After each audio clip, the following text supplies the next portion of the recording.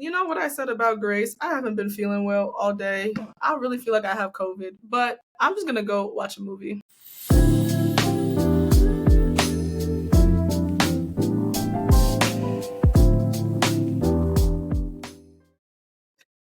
Hello, everyone. Welcome back to the Med to Be. Today, I am so honored to have the beautiful, the talented, the melodious, the athletic Odeniyi. How are you doing today?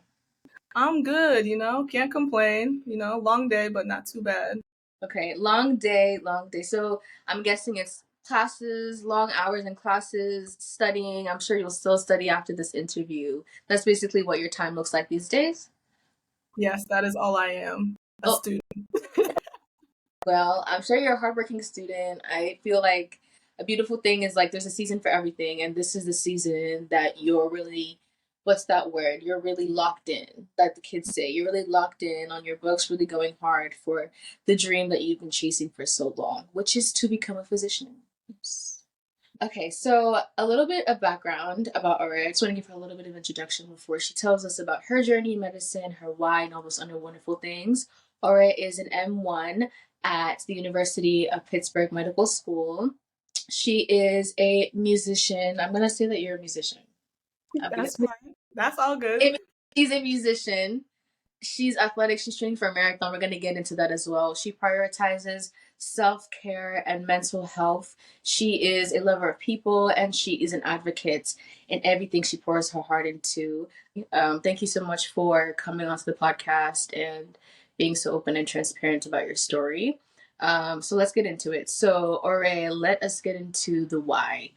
Why did you choose to pursue a degree in medicine? She's receiving her MD. What made you choose the path of medicine? Yeah, so it's gonna sound so much like an interview. Don't mind me. I'm just getting my interview speech out the way, and then we can be. But yeah, I think the first time. So when I was growing up, my dad always used to say that I used to love to fight people. Like I just was a fighter. So I initially thought, yeah, it was really dramatic, but I thought I was gonna go into law initially because fight for the people, right? And then I realized to be a lawyer, you have to read, and I hate reading.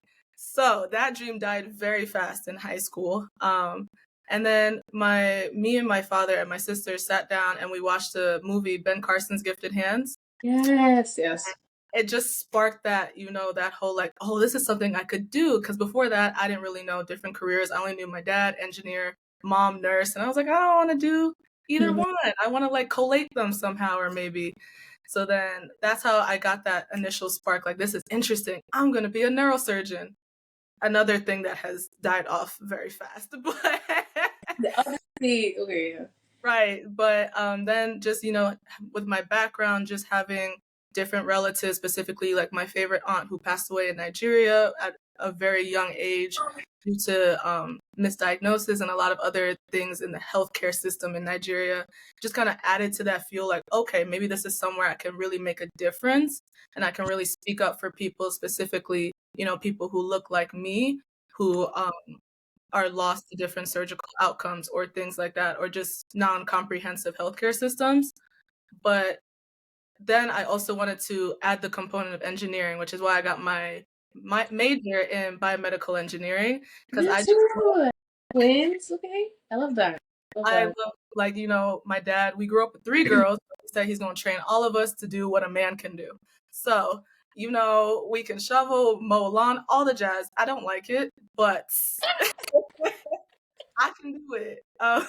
So then he was like, he taught us how to use our hands. And then I just had this innate curiosity for how the world works, specifically how the body works and how it can be like maneuvered and constructed, just different things. And that's kind of how I started my journey into medicine. And then other experiences that we can talk about later, like just seeing different disparities that exist, even just here in America, that has pushed me further into that goal. From watching Ben Carson to your personal experience that carried you all the way to applying to medical school, what was that interview process like? Do you have any tips for someone who is going to be going into the med school application process? Yeah, so I think my first advice before I go into my story is just taking it slow and breathing, because it's a very fast process all of a sudden, because initially you have all these lines to meet and then you meet them and then it's like silence. But it's okay to just sit in that silence and take it slow, because it is a marathon. You don't want to burn out. But I digress. So my experience, it was a lot. I applied to 25 medical schools. Yes. I almost applied to 4 osteopathic schools, but then I got tired. So I was like, you know what? If it So, doesn't work out, we'll apply next. I'm tired. 25 is enough. So I applied to 25, and then I had to submit primaries, right? So that's just like your general personal statement, transcripts, MCAT scores, all that. And then schools will send you secondaries, which that's kind of the hard part, where those are like all the little essays each school wants from you, whether that's like what makes you a diverse candidate, why are you interested in social equity, what's a challenge you overcame, different subjects like that that you have to write essays on tailored to the school. That's about, maybe some schools will have 2 or 3, other schools will have 7 or 8. I can remember the ones that had 8 very well. I'm not going to call them out on this platform, you can tell but me that. I'll look up later because it's obnoxious. But in a given, you have over, like, in about 2 to 3 weeks turnaround, because you want to get these in, because med school is a rolling admission. So you want to get these secondaries in as soon as possible, but with quality. So you have 2 to 3 weeks turnaround to submit over like 40, 50 essays, right? For 25 schools or more. Yeah. So it was grueling. It was a lot, but it was exciting because you have to enjoy the journey. So I was just excited that I was finally on the path to my dream. It wasn't like defeating OChem anymore, or trying to get past bio. It was just like applying and telling my story. And it was exciting to write those essays. It was like, oh, this is me. It wasn't exciting editing them because that took forever. But like having the support system to put everything together and seeing the finished product and submitting it was just really cathartic. Mm. And then after that, interview season, which, all glory to God, like I'm forever grateful. I can't complain too much. I had, I think, about 12 interviews, 12 to 13 interviews. Whoa, that Yeah. is good. That's Oh, amazing. right. 50-50. Wow. Okay, that's So great. that was really nice. But it was also a lot, because it's like consistently answering the question, why medicine? Who are you? My name is, I'm this, and I'm this. And you just get so tired of giving that same speech. It feels kind of fake at some point, but it's not. It's just that you've said it so many times. But the beginning was really nerve-wracking. I mumbled my way, or stuttered my way through my first interview really bad. But I just wasn't used to like presenting myself in that way. But by like the second or third one, I was on a roll. And then by the 12th one, I was really tired, but I was like, God has given me this opportunity. I must excel. We can't let the ball drop. So yeah, and then that was the end, and then silence again. And it's just like you're sitting with your thoughts, like, did I get it? Did I not? And then it was just amazing. Just, I have recordings actually, when I was supposed to be a med school influencer. I have videos of all my reactions to every email I got. Oh my So god. yeah, I sent them to my family every time. Either it was a rejection or an acceptance. And then after that, I got accepted into 10 schools out of the 13.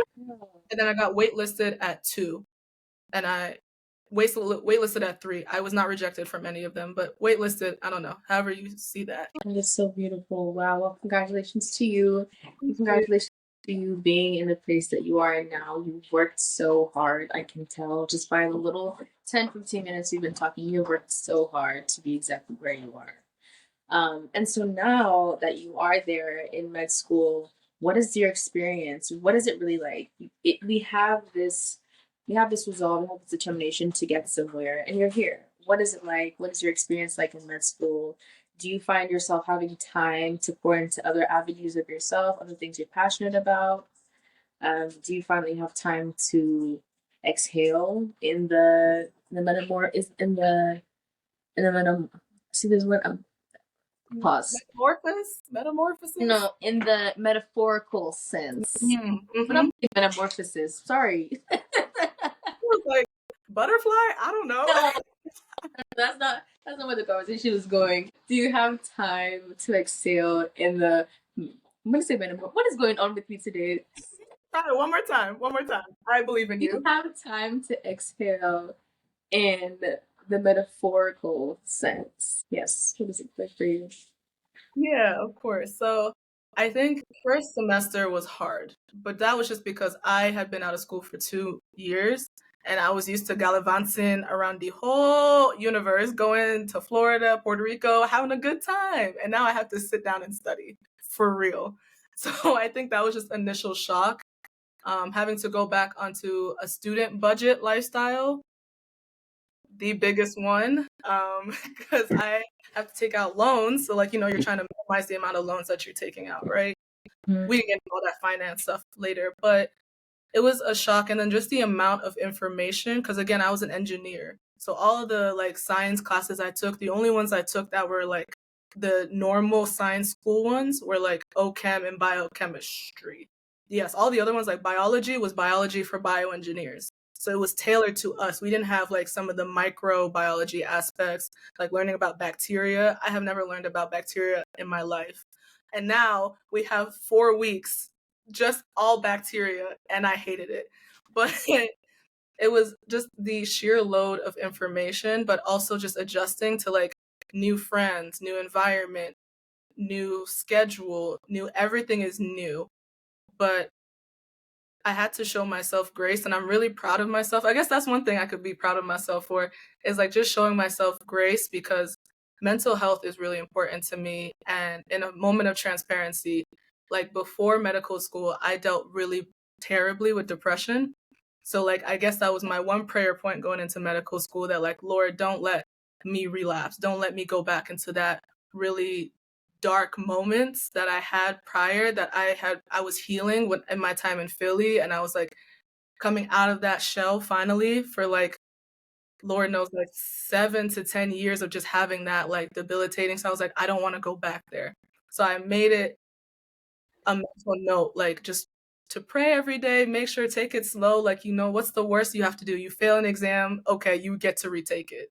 Like, let's just take moments that, when you're feeling overwhelmed, stop and just evaluate your body, your mind, see where you're at, your spirit. If you can push, we can push. But if you can't push for that day, take a break. So I think I was very intentional about not overworking myself that first semester. So I can say that it was hard. It was definitely a huge challenge, but we came out on the other side, and I feel like my mental health, everything was sustained to the glory of God. So It's so good. That mm, is so beautiful. Wow. That is so beautiful. Again, I'm so proud of you. Like, I don't know, I just keep the way you keep telling me, like, oh my god, I'm like, girl, I'm so proud of you. You are doing an amazing job. You are carrying it with grace, and God is so good. And I pray He continues to see you through every chapter of your journey as a physician. It's beautiful to see, honestly. I want to talk about your experience, talk about the curriculum. I really want to also get into the financial, transition back into a student budget, because that's something that scares me just a little bit. So we're gonna have to. it should. Yeah, It was a jump but scare. yeah, I want to talk about the curriculum and adjusting to from not being a student for 2 years and kikiing and enjoying your life, and then bouncing back into a curriculum. And I think, if I'm not mistaken, your cohort is the first to experience this particular new curriculum at your school. What is it like? How did you develop an effective study strategy? Is that something you're still working on? Do you have any tips for people who have been out of school for a while and are going back to med school and have been not studying and have to start studying again? What is that like? Those are a lot of questions. I feel about you. Make sure I answer them, because I want to hit every one of those questions. So keep a mental note if I'm not hitting all of them. Okay. But the first question I remember or have the answer to off rep was the curriculum, the new curriculum. I think it's two-sided. I think it was frustrating because it's like there's a lot of hurdles that come with like having something new, having change that is like human, right? Like anytime there's a change, humans will be frustrated. There will be little potholes. Great. But on the flip side of that sword is that it gave me peace, because I know I'm not the only one struggling, and I'm not not just on the student level, like administration is struggling, even the professors, the doctors, the teachers, they're struggling too. Like everybody's trying to find that healthy medium. The fact that this is so new that your predecessors, you don't have to look at their standard anymore because that standard doesn't exist anymore. It's you and your classmates who are trucking through this and setting the new standard, the new resources, all that for the people behind you.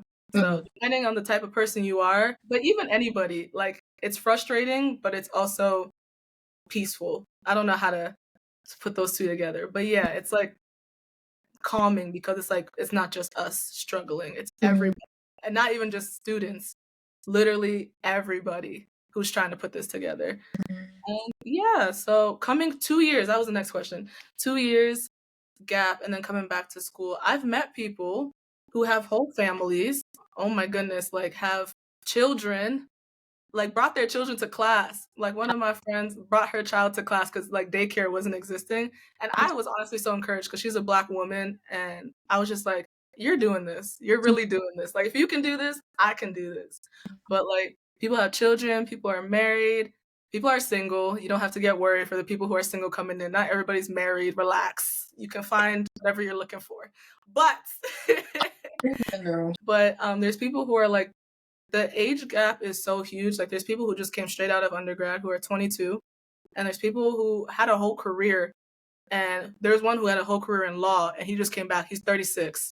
So like, you know, there's a lot of gaps. I think the thing with that is just showing yourself grace, one, and being flexible with not only yourself, but with your outside environment. Because if you just think I learned this way, it's not going to work. Like I thought I only learned by reading, but I realized we don't have that much time to be reading, like to take the time to read like the textbook. So some people are like, you got to get on boot camp. You have to do Anki. I am still very immune to Anki. I'm trying so hard. But something about just flipping through flashcards, it gets me. Like I can't do it. But just being flexible with like your learning strategies might have to change, and that's okay. Everybody's learning. Everybody's in that phase where it's just everything is brand new. Things need to be reestablished. So yeah, just taking tips from different classmates, trying one thing 1 week. That's what I did. I tried one thing 1 week and I was like, oh, that worked really well for me. We're going to keep that. I tried another thing. It was kind of iffy. Okay, I put that on the back burner and just trying to implement them one at a time. So have I gotten a study schedule or a routine? Absolutely not. I love the honesty. Please give it to us. What? And that's all I have because I don't even know how to figure it out. And that's okay too. I think everything is just about showing yourself grace and just being open to learning new opportunities. Because some of the second years and third years will tell you, even fourth years, they'll tell you we still don't know how to learn, you know, right way. Because there is no right way. You just you keep pushing, you keep adapting, you keep optimizing, and that's it. We're just in this constant evolutionary phase, and you just keep. That's okay. Sometimes you're not going to know it, and that's okay because there's a lot. You can't know everything, but you can maximize and try your best. So that is beautiful. Thank you for being honest about finding your flow.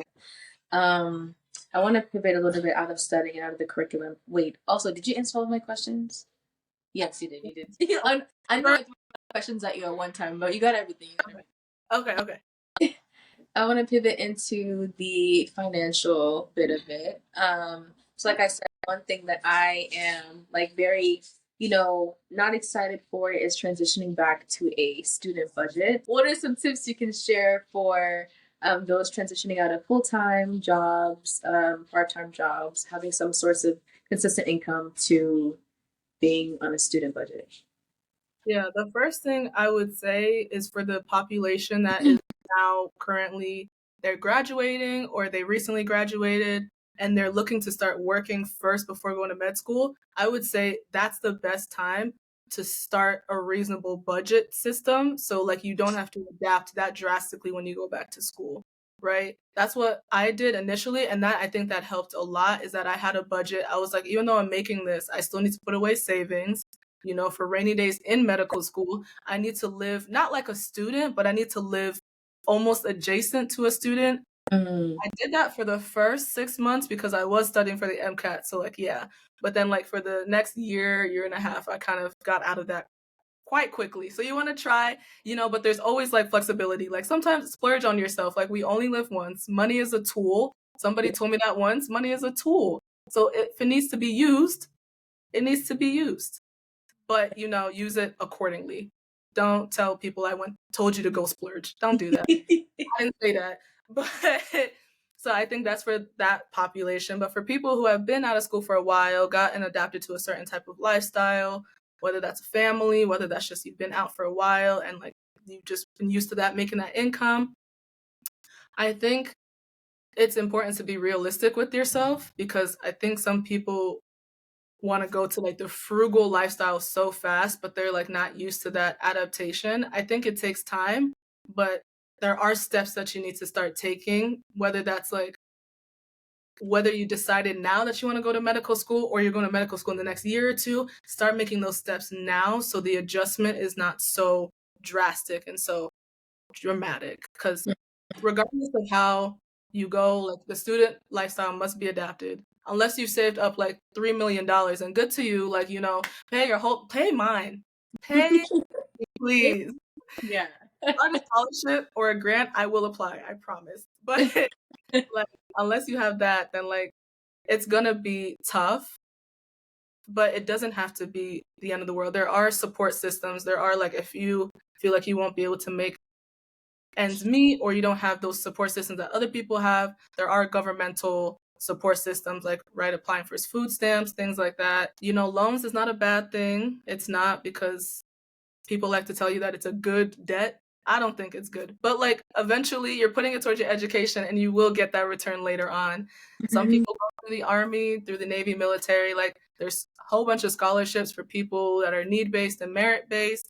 So like there's ways to stretch it, but like you can still have, like, if you want to eat out like once or twice a week, you can still have that. If you need your Starbucks, you can still have that. If you want to take a trip, please, like, you should travel during medical school. Like, life doesn't stop because you're in school.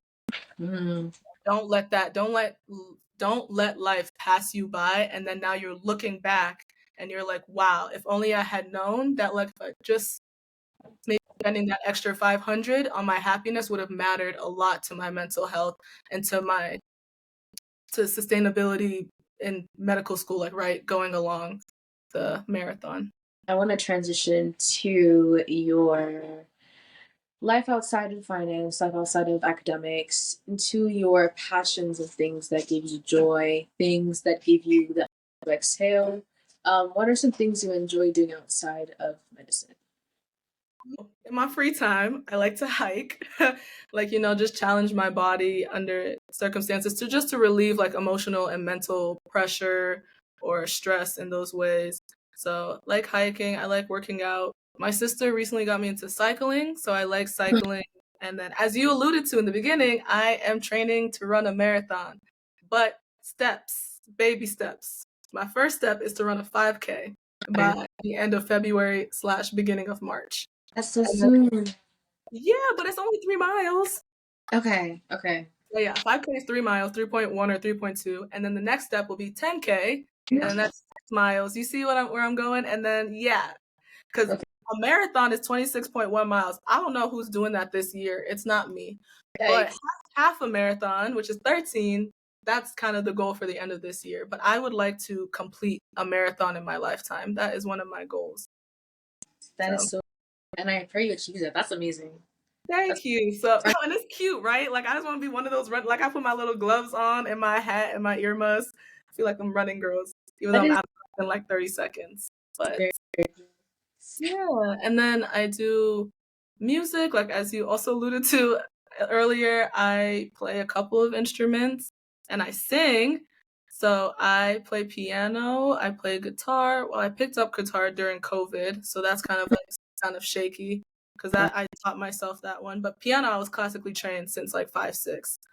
And then I can play drums. My family won't agree with me, but like, I think I can play drums. I can keep a beat.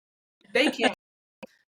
That's beside the issue, but I can. And then I played cello when I was growing up, so I can still pick up cello if I practice. And then, yes, I like to sing, and I'm currently in my producer era. I've been teaching myself how to produce music. Is any of it released? No. Can we because can we maybe get an exclusive? Can we maybe get a few if a little few bar? Do people as a singer? Do people ask you to sing for them like on the fly? Do you experience that? not as much. People are just like, that's so cool. And I'm like, yay. But like internally, I'm like, somebody asked me to sing. But also internally, don't ask me to sing because like Wait, I'm it's okay to say mm-mm, no. Okay, mm-mm. I'm gonna believe this because you haven't warmed up. You haven't done your warm water cleanse and everything. Exactly. My I'll take no for now, but next time. Just kidding. Um, Last but not least, at the end of every episode or towards the end of my interviews, I like to ask my guests to please share a word of wisdom and knowledge or encouragement to pre-meds, med students, or someone who might be in your position as well, or who will be in your position in the future. So if there's anything you want to share that you haven't already, or just a word of encouragement, please feel free to share.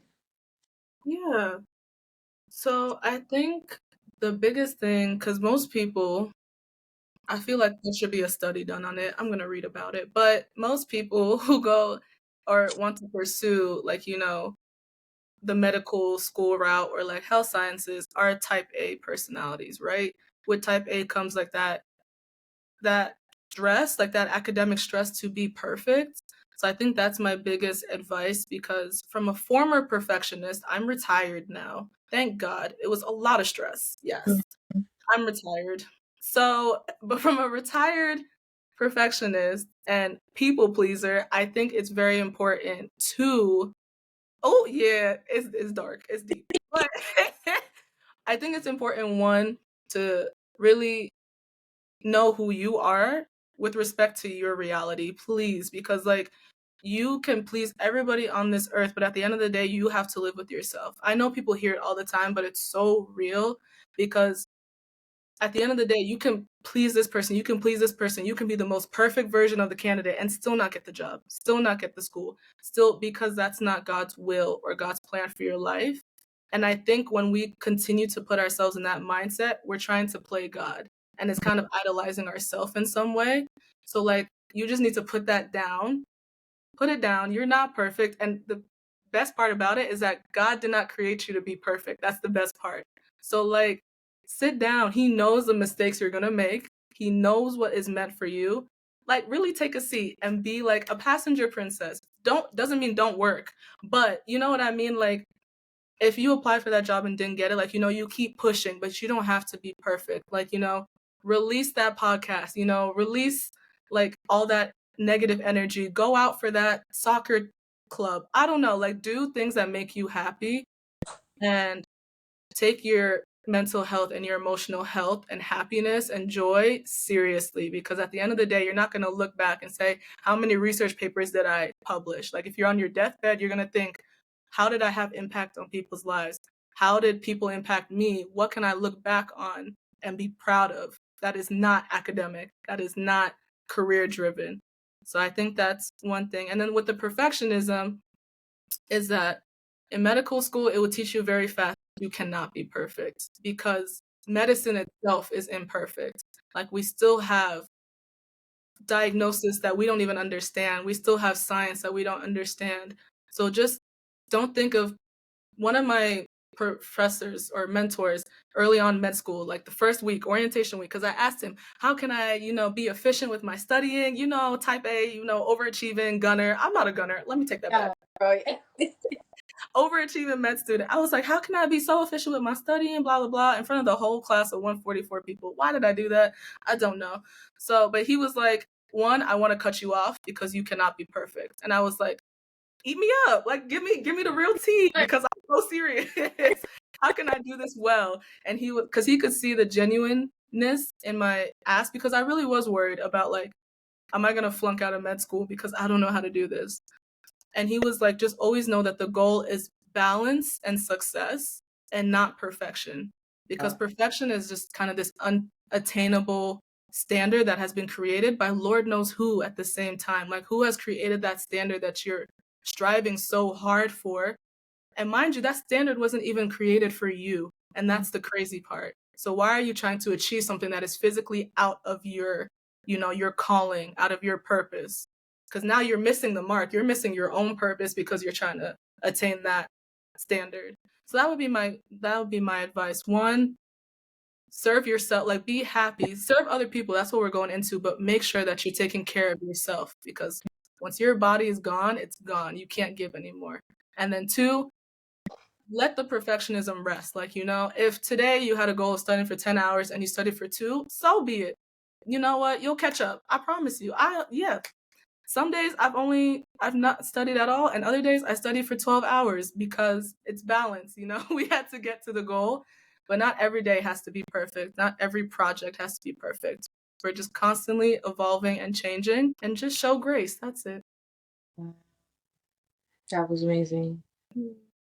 That was amazing.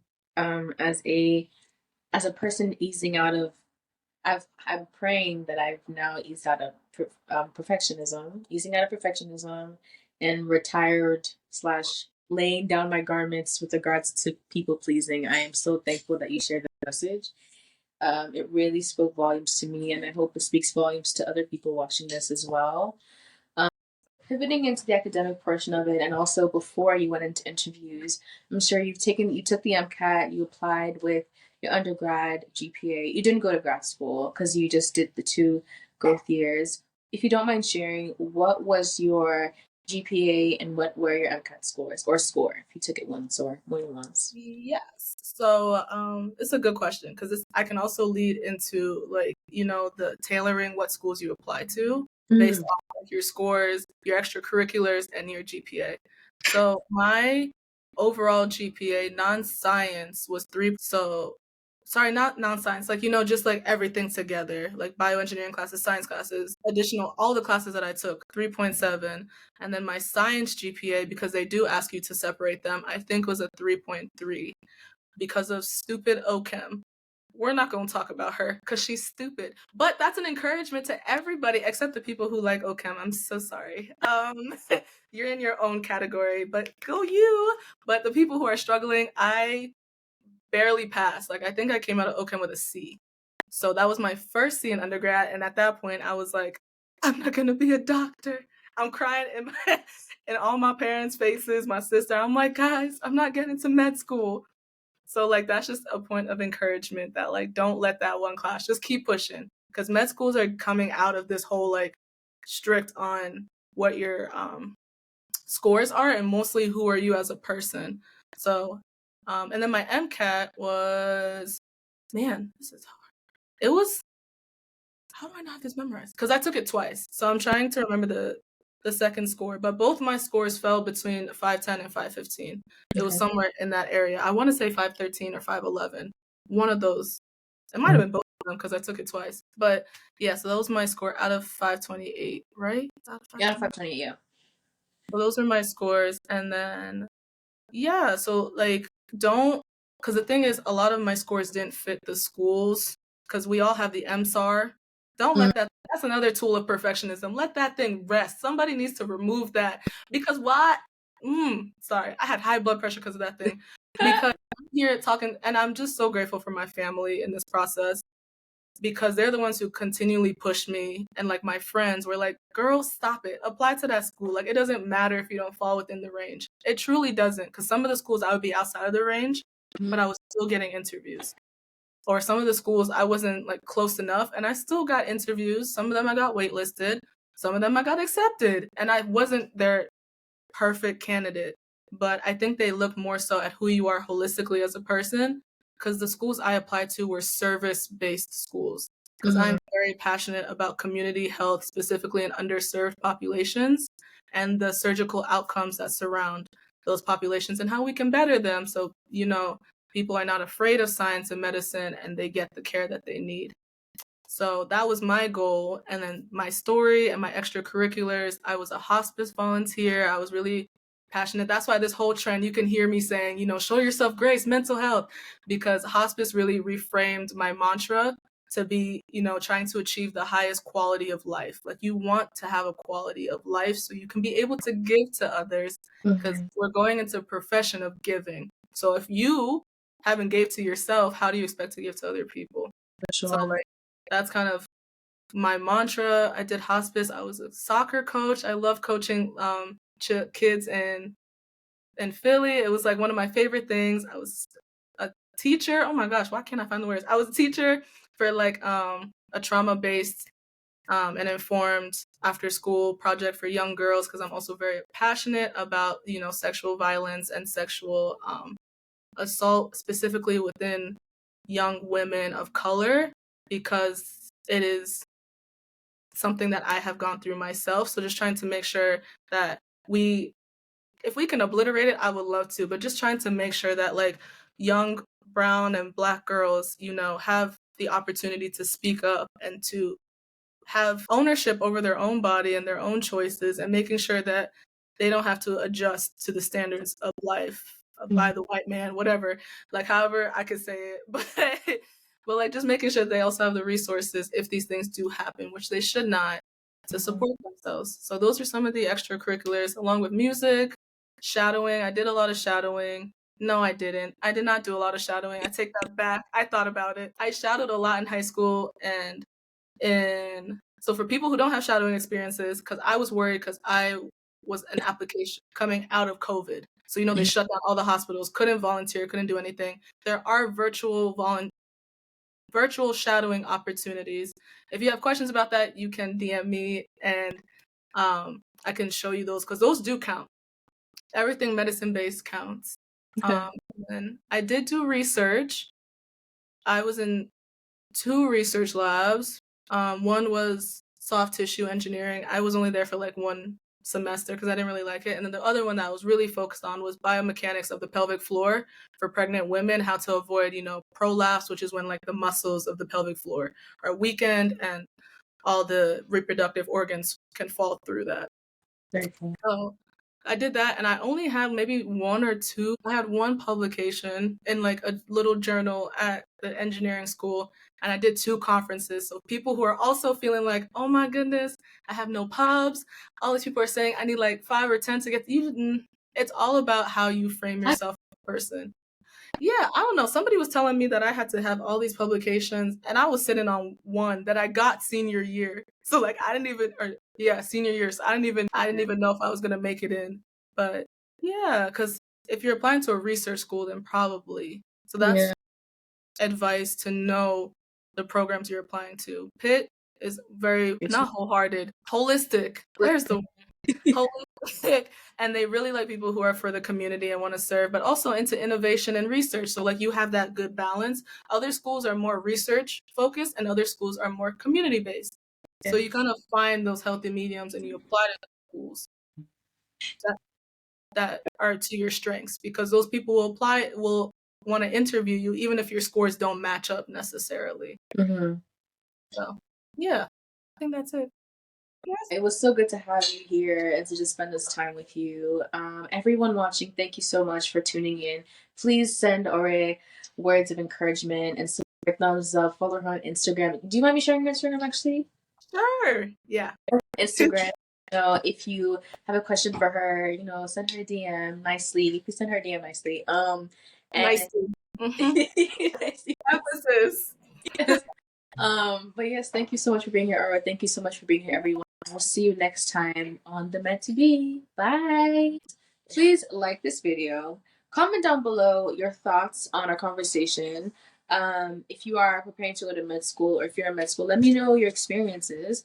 And also comment down who you'd like to see on another episode of The Meant to Be. This is a community, and I would love to get the opportunity to speak to who you guys want to speak to, who you'd love to have an honest and genuine conversation with. So let me know, and I will reach out to that person. Hopefully we can set something up. Anything else? I think that's it. Have a wonderful day. If you haven't already, check out episodes 1, 2, I think there's now 14, 15 episodes of The Meant to Be out now. Please check out all 15 episodes of The Meant to Be that we've released already on YouTube and on Spotify, and let us know what you think. Have a wonderful day.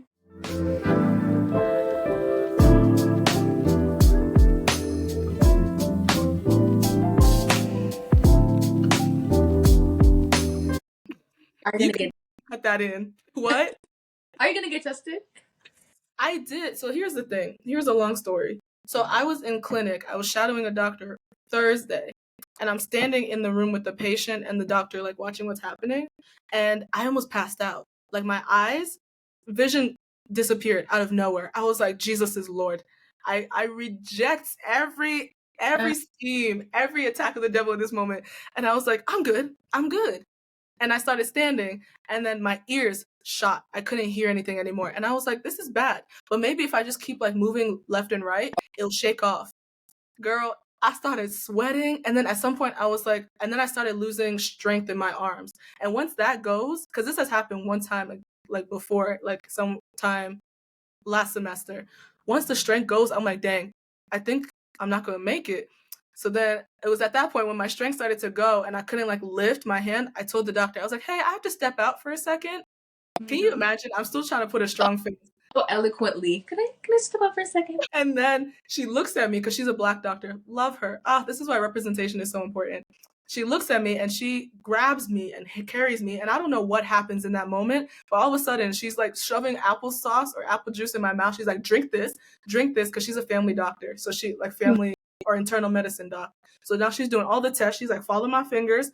And I don't know what happened. And then finally I came to. I realized I was sweating. It was bad. And I told her, I was like, I'm so sorry. That was the first thing that came out of my mouth, which was crazy. I was like, I'm so sorry. I didn't mean to like, and she was like, what are you talking about? Your eyes literally crossed. You were 10 seconds from passing out and hitting the floor. I'm glad you said something because it would have been more inconvenient if you were passed out and we had to drag your body. I was like, ma'am, how you gonna just say that to me? And I was like, what happened? She's like, and then she did my blood pressure. She was like, your blood pressure is very low. So you're probably standing too long. And if you don't have compression, the blood pools at like the bottom of your body and it doesn't get up to your head. So I basically lost perfusion of blood. She said vagal something. I gotta learn. Vagal, whatever, and then lost perfusion to my head. That's why I was about to pass out. And then she said, your blood sugar is probably low too. I was like, yeah, I have low blood sugar normally. And she just looked at me. You know, she gave you the black. She's Nigerian too. She gave me the Nigerian mom, the Niger mom face. And then she switched. She code switched. She was like, and then she went into her accent. I was like, girl, stop it.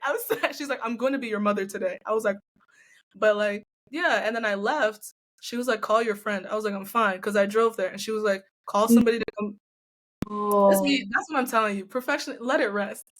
But I called my sister, mind you. Sis was like, I don't want to walk up the hill. I said, girl, bye. So I called one of my best friends at the med school, and he was like, I'm on my way. I'm in the Uber. I was like, bro, like, okay, thanks. And then he came to pick me up, and I was like, bro, I'm so embarrassed. Like, I feel so bad. And he was like, stop.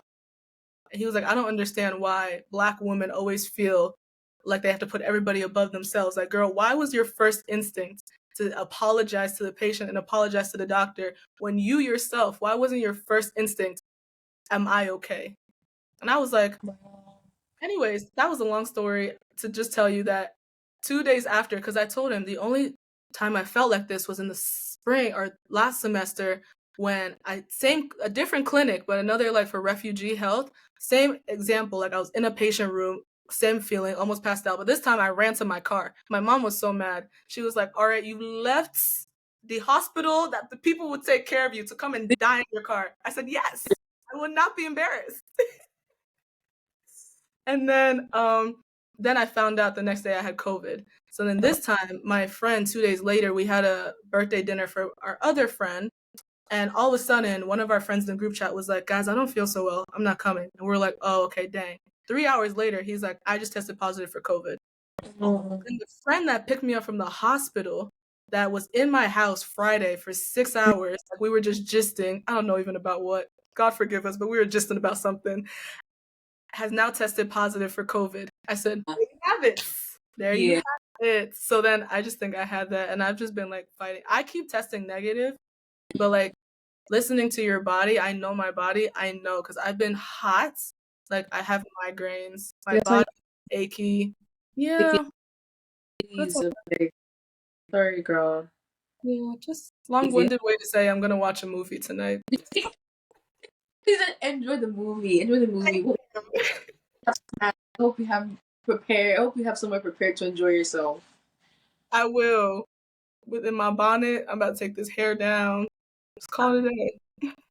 Please enjoy. I'm gonna leave you to it. Please feel better. Enjoy your movie. And I will text you for any other updates. But aside from that, it's good to have you. Girl, it's good seeing you. Talk to you. Bye. Bye. And that's the episode.